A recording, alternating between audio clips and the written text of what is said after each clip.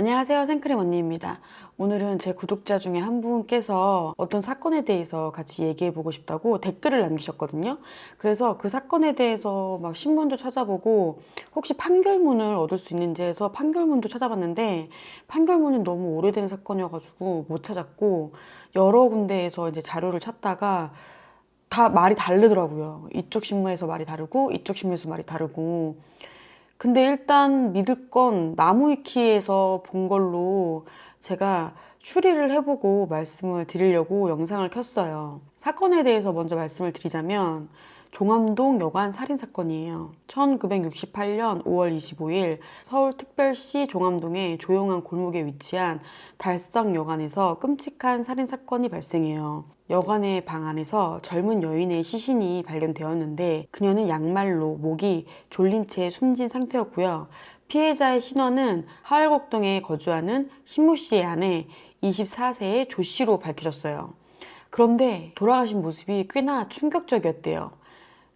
그녀는 속옷 브레이저만을 입은 채 입에는 팬티로 재갈이 물려 있었고 방 안에는 갈기갈기 찢어진 쪽지가 남아 있었는데 그 쪽지에는 남편이 있는 줄 알면서도 당신을 죽이고 싶도록 사랑했다 라는 애절하면서도 뭔가 섬뜩한 문구가 적혀 있었대요.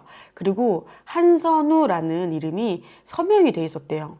여관 종업원의 진술에 따르면 사건 당일 자정이 넘은 시간에 멋을 부린 20대 청년이 방을 하나 요청했다고 해요. 그리고 그 청년은 키가 작고 옷차림이 좀 세련된 모습이었대요. 구두를 신고 있었거든요. 갈색 구두. 68년대의 갈색 구두면 조금 세련돼 보였나 봐요. 이후에 2시경에 체크아웃을 해야 되는데 체크아웃 요청이 없으니까 방문을 두드렸대요. 그랬더니 방 안에서 여자 목소리로 하루 더 있다 갈게요 라는 대답이 들려왔대요. 그래서 당시 종업원은 그냥 여자가 들어간 사실조차 모르는데 여자랑 같이 있구나, 여자랑 막 대화하는 소리가 들리니까 그냥 그렇게만 생각을 하고 냅뒀대요. 근데 청년이 맨 처음에 체크인을 할 때는 여관비를 냈어요. 200원. 근데 연장했잖아요, 하루 더. 그때는 여관비를 안 낸 거예요. 그러고 나서 8시 반쯤에 청년이 나와가지고 저는 여관비를 가지러 갈게요. 그리고 안에는 여자가 자고 있으니까 깨우지 말아주세요 라고 한 거예요. 근데 8시 반쯤에 나간 사람이 11시까지도 안 들어온 거예요. 근데 11시에 다른 손님이, 원래 그 방을 단골로 묵었던 손님이 있대요. 근데 그 방에 단골 손님이 그 방을 다시 달라고 하니까 아직 돈도 안 냈는데 안에 있으니까 혹시나 해가지고 돈을 낼 건지 뭐 나갈 건지 물어봐야 되잖아요. 그래가지고 문을 두드렸더니 대답이 없더래요. 그래서 나갔나? 그래서 들어가 봤더니 이런 모습. 양말로 목이 졸려 있고 팬티로 재갈이 물려 있고 속옷 브레이저만을 한 채로 돌아가신 조 여인을 발견하게 된 거예요. 조사 결과 조 여인은 사건 당일 출근을 위해 집을 나섰으나 직장에는 모습을 드러내지 않았고 나무위키는 이렇게 돼 있어요. 아예 출근을 안 한 걸로. 근데 다른 정보에는 또 출근을 했다가 미용실을 갔다가 그 다음에 이 사람이 찾아와가지고 만난 걸로 돼 있어요. 그러니까 다 뒤죽박죽이에요, 정보가. 그래서 조금 이상해요. 어쨌든 이제 경찰이 조 여인이 일하고 있던 양화점에 가서 듣게 된 거예요. 미스터 한이라는 영화 기술자와 자주 만났었고 1년 전부터 교제를 한 것 같더라. 그리고 이 남자는 본명 이보우라고 밝혀졌어요. 이보우. 대구 출신의 영화 조명사로 여러 영화에서 일을 하던 뜨내기였대요. 과거에는 충무로의 조명연회협회에서 근무하다가 조명기구를 훔쳐서 달아난 전력이 있대요. 이 당시에 조 여인의 월급이 7,000원이었대요. 근데 이 이보가 조명기구를 훔쳐서 달아났잖아요. 그 금액이 30만 원어치래요. 그러니까 엄청난 큰 금액을 갖고 도망간 거죠. 그리고 이보호는 남창동 하숙집에서 하숙을 하고 있었는데 밀린 하숙비를 못 낸 상태였대요. 그랬는데 그 하숙집에서 라디오를 또 훔쳐가지고 도망갔대요. 그래서 그 당시에는 이보호가 노숙을 하고 있었대요. 노숙을 한 상태에서 이 사건이 발생했고 사건 발생 일주일에 이보호는 경북 달성의 한 경찰서에 자수를 해서 서울로 압송이 돼요. 성북경찰서에서 이제 수사를 했는데 대구경찰서에서 자수를 했대요. 당시에 26살이었대요. 이 부부가 말하길 조 여인에게 자신과 함께 시골로 내려가 살자고 설득했으나 조 여인은 남편에게 돌아가겠다고 말하면서 갈등을 겪었고, 그러니까 이제 화가 나서 우발적으로 결국 죽였다. 조 여인이 잠든 틈을 타서 양말로 목을 졸라 살해하고 이제 도망갔다. 근데 나무위키에서는 뭐라고 돼 있냐면은, 경찰은 그가 여관 현관에 미리 준비한 여벌 구두를 숨겨놓고 나갈 때 신고 나간 점을 근거로 이 사건을 우발적이 아닌 계획적 살인으로 판단했다고 돼 있어요. 예전에는 여관에다가 신발을 맡겨놨대요. 체크인할 때 신발을 맡겨놓고 신발을 찾아 나가는 그런 시스템이었나 봐요. 근데 이 부부가 여벌의 구두를 미리 숨겨놨대요. 그래서 나갈 때 이 신발을 갖고 몰래 나갔다. 그래서 이거는 우발적이 아닌 계획적 살인이다 라고 했대요. 근데 신문에서 또 보면은 뭐라고 돼 있냐면, 아까 말씀드렸듯이 이 부부가 8시 반경에 나와서 연장 여관비 200원을 갖고 올 테니까 안에 있는 여인을 깨우지 말라 라고 했다고 했잖아요. 그러니까 결국은 경찰의 조사대로 이 부부가 여벌의 구두를 숨겨놓을 필요가 없었어요. 그냥 신고 나와서 종업원한테 나 여관비 가지러 가는 거예요. 안에 있는 여자는 깨우지 마세요 라고 말을 했잖아요. 숨겨놓을 필요가 없었어. 그냥 나갔어요. 당당하게 여관비 가지러 간다고. 그러니까 여기서도 정보가 다르기 때문에 이게 우발적 사건이냐 계획적 사건이냐 이게 다르게 해석이 되는 것 같아요. 진짜로 경찰 조사 말대로 여벌의 구두를 숨겨놨다면 그건 계획적이겠죠? 하지만 나무위키대로라면 이 부부는 여벌의 구두를 숨기지 않았어요. 그냥 당당히 나갔어. 그거는 계획적 살인이 아니라 우발적 살인이었을 수도 있다라는 가망성이 있는 거잖아요. 그래서 제가 판결문을 찾으려고 계속 뒤졌는데 판결문을 못 찾았어요. 제일 중요한 건 그냥 판결문인 것 같아서. 어쨌든 이 부부가 맨 처음 잡혔을 때 대구와 서울에서 증언한 거는 뭐라고 증언했냐면, 장난삼아 양말을 잡아당겼는데 죽은 거다라고 했어요. 그러니까 맨 처음부터 이제 관계를 맺을 때 양말을 메고 있었고, 그들만의 방법이겠지. 그거는 양말을 메고 있었는데 그거를 장난삼아 잡아당겼는데 이걸로 숨이 넘어가서 죽었다라고 얘기했고, 다시 말한 건 같이 죽으려고 했대요. 여기에서 이제 조여인이 가정이 있는 여자잖아요. 가정이 있는 여자니까 자기랑 사랑이 이루어지지 않잖아요. 그래서 같이 죽으려고 했기 때문에 조여인을 먼저 죽게 한 다음에 그 다음에 자신도 자살을 하려고 했다라고 했대요. 근데 자살을 하려면 약을 갖고 있어야 되잖아요. 근데 약이 없었잖아. 그러니까 또 이게 말이 안 된다라고 했더니, 사실은 시골로 도망가서 같이 살자고 애원을 했는데 조여인이 거절해서 죽였다 라고 말한 게 이제 결론이 되어진 거예요. 경찰들도 어차피 이 부부가 30만 원 영화판에서 훔쳤죠. 그리고 하숙집에서도 라디오 훔쳤죠. 노숙을 하고 있는 상황이었죠.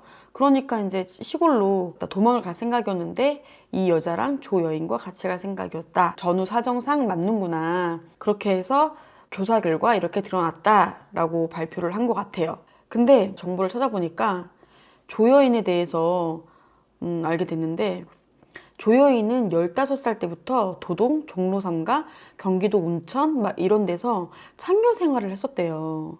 6.25 때 부모님이 돌아가셔가지고 어렸을 때부터 창녀 생활을 하면서 먹고 살았었는데, 그러면서도 창녀 생활이 싫으니까 막 미용 기술도 배우고 계속 창녀 생활을 접고 새 생활을 하려고 노력을 했었대요. 15살 때 도동에서 일했었다고 하잖아요. 도동에서 알게 된 게 바로 이 부부예요. 이 부부는 16살 때 상경했대요. 중학교를 못 나왔대요. 가난해서 상경을 해가지고 도동 부산 여관에서 종업원으로 있었대요. 그래서 이때 알게 된 거예요. 조여인은 창녀였고 이 부부는 여관 종업원이었고 이런 상황이었던 거예요. 그래서 그때 알게 됐는데, 이후에 조여인은 창녀 생활을 정말로 접어요. 창녀 생활을 접고 고무신 장사를 해요. 그래서 고무신 장사를 하다가 남편을 만나거든요. 신씨. 신씨와 결혼 생활을 7년 정도 했대요. 그러니까 계산해보면 15살 때 창녀 생활 시작했어. 그리고 죽었을 때가 24살이에요. 근데 신씨랑 7년 됐다고 했거든요. 그러면 결국은 창녀 생활을 한 건 2년, 3년밖에 안 돼요. 이쨌거나 저쨌거나 제가 모든 단서대로 추리해본 결과 15살 때부터 창녀 생활을 하다가 2, 3년 있다가 접고 고무신 가게에서 일을 하다가 신 씨를 만나서 결혼을 해요. 그리고 7년 동안 결혼 생활을 유지하고 아이도 낳아요. 잘 살고 있다가 신 씨가 실직을 하니까 가장이 돼서 역할을 하다가 1년 전부터 양화점에서 일을 했는데 양화점의 월급이 너무 작아. 터무니없어. 작아. 세 식구가 먹고 살긴 힘들어. 근데 이때 이 씨를 우연히 만난 거야. 근데 나는 창녀였던 걸로 알고 있고 이 씨는 종업원이었잖아요. 그러니까 그냥 돈을 받고 몸을 또 팔기 시작한 거야. 월급만으로 힘드니까 아이도 키워야 되고. 그래서 1년 정도는 돈을 받고 만난 거예요. 따박따박 돈을 잘 줬어요. 월급도 있었고. 그리고 또 한 번은 30만 원 훔쳤잖아요. 30만 원어치. 그러니까 그거 팔아가지고 쏠쏠하게 쓴 거야. 그래서 조여인도 돈을 받아서 계속 하다가 이 씨가 돈을 못 주기 시작해. 돈이 없으니까. 하숙비도 못 낼 정도니까 화대를 못 내기 시작하는 거야. 그러니까 화대를 외상을 하기 시작해. 어느 정도 신뢰가 있는 사이잖아, 이제. 옛날부터 알았었고 1년 정도는 잘 줬으니까. 근데 안 주는 거야. 그래서 만나서 재촉을 해, 조 씨가. 진술에 보면 이 씨가 이런 얘기를 해요. 조여인한테 시골에 가서 도망가 살자라고 얘기했더니 조여인이 6개월 있다가 남편이랑 결혼식도 올려야 되고 그리고 또 내일 당장 이사를 간다. 그러니까 우리는 이제 못 만난다. 이 씨가 당장 내일 못 만난다는 말에 화가 나서 죽였다. 이런 말도 있거든요. 근데 내연관계였다며. 그럼 내일 당장 이사를 가는 걸 모를 리가 없잖아요. 이것도 말이 안 되잖아요. 그러니까 자연스러우려면 조여인과 이 씨는 그냥 창녀와 손님 관계였던 거예요. 근데 외상값을 안 주니까 만나가지고 나 이사도 해야 되고 이제 결혼식도 해야 되고 돈이 급하다. 그러니까 빨리 달라. 근데 줄 수가 없잖아요. 오늘은 주겠다라고 해서 만나가지고 살해를 당하게 된 거지. 계획적 살인인 거지. 그러니까. 그래야지 말이 되는 게 왜 말이 되냐면 조여인이 이 씨 말고도 3, 4명과의 남자 관계가 또 있었대요. 그래서 조여인이 심리적 죄책감으로 이 씨도 정리를 하고 남자 3, 4명도 다 정리를 하려고 했었대요. 그래서 이 씨를 만나 정리하자라고 했더니 이 씨가 화가 나서 죽였다. 이런 말이 돼 있거든요. 그럼 진짜 더 말이 안 돼. 막 뒤죽박죽이야. 근데 말이 되게끔 단서 하나하나를 다 이어서 말이 되게끔 스토리를 만들어 보자면 제 스토리는 조 여인이 갑자기 가정 형편이 어려워진 상태에서 이 씨와 우연히 만나서 1년 전부터 손님과 창녀로 관계를 이어오던 중 외상을 지게 된 이 씨에게 돈을 재촉하니까 곤란해진 이 씨가 살해했다.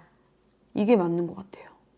그래서 자백을 할 때도 계속 말이 다른 거야. 그리고 처음에 그 쪽지 있잖아요. 죽이고 싶을 만큼 사랑했다. 이 쪽지도 처음부터 내연 관계로 해야 되겠다 라고 계획을 했는데 도망 다니면서 생각이 바뀐 거야.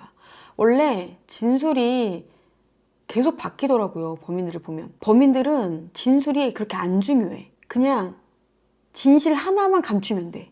사실은 내가 돈을 주기 싫어서 죽인 거야. 이것만 밝혀지지 않으면 되기 때문에 내가 무슨 말을 하든 간에 상관없어요. 화대를 주기 싫어서 죽였다. 이것만 비밀로 지킬 수 있다면. 그래서 보면 조여인은 굉장히 불쌍한 것 같아요. 6.25 때 부모님 다 돌아가셔서 고아가 된 상황에서 먹고 살려고 먹여주고 재워주는 창녀촌에 들어가서 일을 하는 게 얼마나 힘들었겠어요? 그러니까 빨리 벗어나려고 결국은 2, 3년 만에 벗어나서 동대문 시장 안에 고무신 가게에서 일을 하다가 신 씨를 만나서 제대로 된 가정을 꾸려서 아이까지 낳고 살다가 신 씨도 실직을 하게 되니까 또 실질적인 가장이 돼서 백화점에서도 일하고 양화점에서도 일하고 그렇게 하다가 결국은 그 정리하려고 했던 그 3, 4명의 남자도 손님이었을 것 같아요. 이 씨를 비롯한 그 3, 4명한테 또 창녀로 일하면서 돈을 받아오면서 가정을 꾸려 나가다가 창녀촌에서 벗어나고 싶었던 것처럼 이런 생활에서 벗어나고 싶었겠지. 나는 유부녀니까 아이도 있는 엄마니까 더 이상 이건 안 되겠다 싶어서 다 정리를 하려고 만나서 나 이제 이사도 갈 거고 너와의 관계를 끝낼 것이다. 그러니까 그동안 밀린 화대 주고 나도 이제 이사 갈 거니까 만나지 말자 라고 하니까 돈도 주고 싶지 않고 실질적으로 돈도 줄 수가 없고 그리고 이사를 간다고 하니까 못 만나니까 그런 상황에서 살해를 한 것 같아요. 계속 정상적인 삶을 살려고 노력했지만 자기의 의지만으로는 안 됐던 되게 불운한 여인 얘기 같아요. 그래서 알면 알수록 조여인이 너무 불쌍하다는 생각을 했어요. 저한테 댓글로 이 사건에 대해서 같이 얘기를 하자고 했던 그 분께 제가 낸 추리는 조여이는 그냥 비운한 여성이었다. 운이 없던. 그리고 1970년에 이보우는 결국 교수형에 처해졌어요. 그냥 다 불쌍한 것 같아요. 이보우도 가정 형편 때문에 16살에 중학교를 중퇴하고 서울로 혼자 올라와서 다양한 직업을 하고 영화 종업원도 하고 조명도 날르고 조명 날르는 것도 얼마나 힘들었을까요? 범죄 성향이 있긴 하지만 결국은 가정 형편 때문에 범죄를 일으키게 된 거잖아요. 그러니까 이보우도 굉장히 불쌍하고 그리고 결국 교수형에 처해졌으니까 이때에는 한 명만 죽여도 교수형이 됐었나 봐요. 지금은 막 2명, 3명, 막 일가족 막 이렇게 죽여도 교수형이 되진 않잖아요. 무기징역으로 그냥 쭉 살잖아요. 근데 이보우가 교수형이 됐더라고요. 만약에 이보우가 교수형이 안 됐으면 지금도 살아있을 거예요. 물론 70대, 80대 노인이긴 하지만 1970년에 교수형에 처해졌으니까 20대에 교수형에 처해진 거예요. 사건이 68년도였잖아요. 이때 이보우가 26, 27, 막 이렇게 나와요. 근데 70년에 교수형에 처해진 거 보면 결국은 29, 30에 교수형을 당한 거야. 너무 불쌍해요. 그냥 다 불쌍해. 이 사건 너무 슬퍼. 그래서 제가 댓글로 제가 추리를 해보니까 이보호도 되게 불쌍하고 조여인도 원래는 내연관계가 아니고 이보호한테 밀린 화대를 달라고 했다가 살해를 당한 것 같고 너무 불쌍하다. 창녀 생활하다가 제대로 된 가정을 꾸렸는데 결국은 가장으로 역할을 하다가 이렇게 살해를 당하니까 너무 불쌍하다. 막 이렇게 댓글을 남기려고 하다가 그러기엔 너무 슬픈 사건이어가지고 영상으로 남겨요. 여러분들도 어떻게 생각하시는지 정보가 되게 다르거든요. 이 정보 다르고 저 정보 다르고 이 사건에 대해서 여러분의 생각들도 한번 남겨주시고 저한테 댓글 주셨던 분도 댓글 한번 다시 남겨주시면 감사할 것 같아요. 그리고 여러분들도 다시 한번 고민해보고 싶은 사건 있으면 댓글 남겨주세요. 시청해주셔서 너무 감사드려요.